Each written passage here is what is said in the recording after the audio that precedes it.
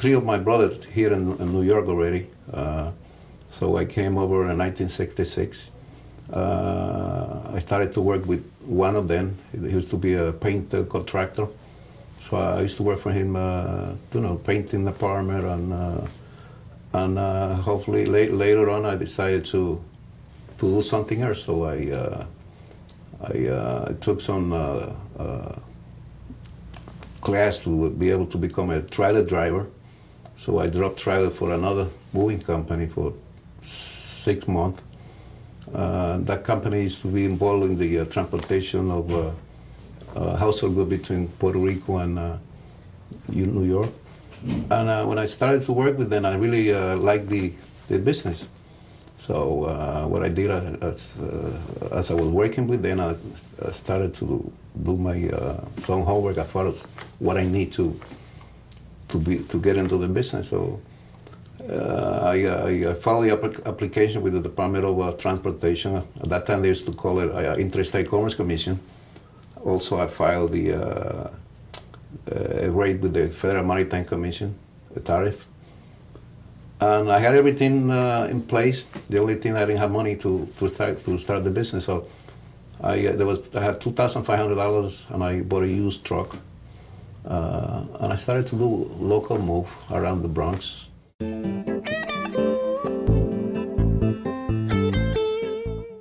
I got involved with Puerto Rico.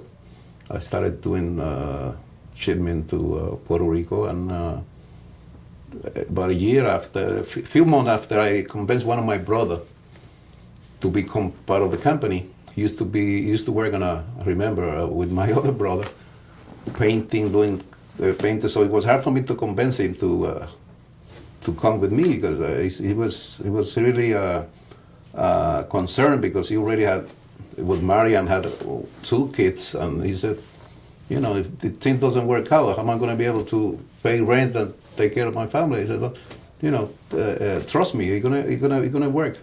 It's gonna work. So I packed his furniture. I remember that, and I put it in a container. I shipped it up to Puerto Rico. And he was the one who started over there, and I used to send the container from New York to him. He used to take it out of the port and do the distribution there. And that was in 1970. I started in New York in the company in 1968, late 68, and then Puerto Rico in 1970. So there was a big traffic between New York and Puerto Rico at that time. And just about a month after, a year after that, I opened up in Connecticut. It was a big concentration of Puerto Rican in Connecticut. Then a year after in Philadelphia, Chicago.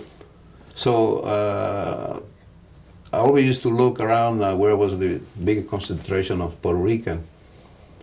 And, after that, I noticed there was a big market also between Puerto Rico and the Dominican Republic, between New York and the Dominican Republic. And I also started to do that and open up an office over there, and it really came out beautiful. And then after that, was a big market also, moving to the South Florida, Miami. So we started to we opened up a warehouse here in Miami, and there was also a big traffic between Puerto Rico and Miami. So Miami to Puerto Rico. So it became a very interesting business. Then I did the same thing with Chicago, Connecticut, Massachusetts, and there's a big traffic between Miami, New York, New York, Miami, Miami, Puerto Rico, Miami. So that's how the company's been growing so fast.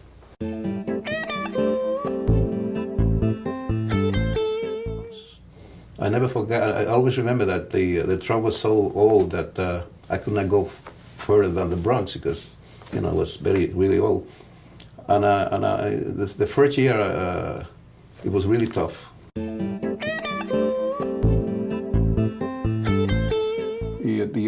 La Rosa del Monte was the first company, Hispanic minority company, to become certified to operate throughout the United States, to the 50 state of the United States. That was something that was a big, accomplished, I would say.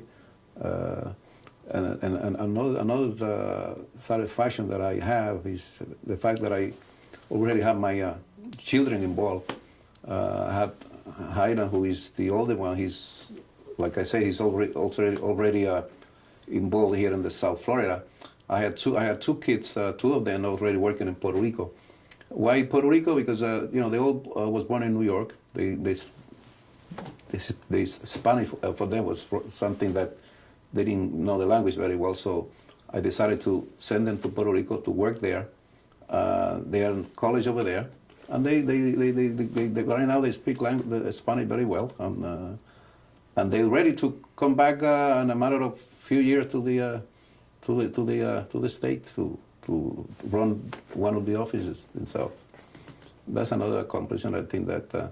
So I got five boys, 5 kids, they're all boys, and if I can have the 5 of them involved, that would be perfect for me to retire.